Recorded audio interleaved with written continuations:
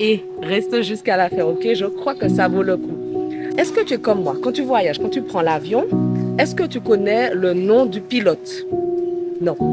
Est-ce que tu sais si c'est son premier vol ou son dernier vol? Non. Est-ce que tu connais son expérience et tout ça? Non.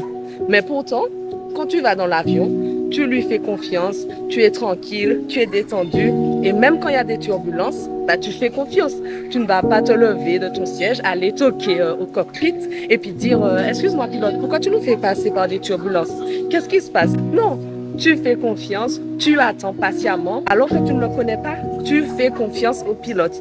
Alors pourquoi quand on donne les commandes de nos vies à Dieu, on lui dit Seigneur, prends le contrôle, sois le pilote de ma vie. Quand il y a des turbulences, on dit Seigneur, pourquoi je passe par ça? Seigneur, mais qu'est-ce qui se passe? Pourquoi cette chose m'arrive? Non.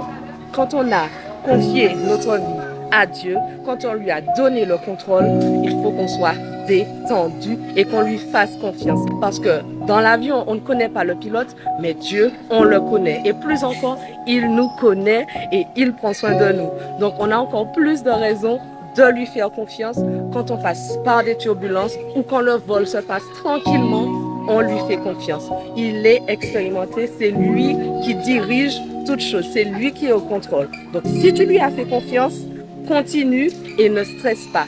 Tu passes par des difficultés, tu passes par des turbulences, fais confiance au pilote de ta vie. Il va t'amener à bon port. Alors ne crains pas, Dieu est au contrôle. Fais-lui confiance. Allez, bon vol!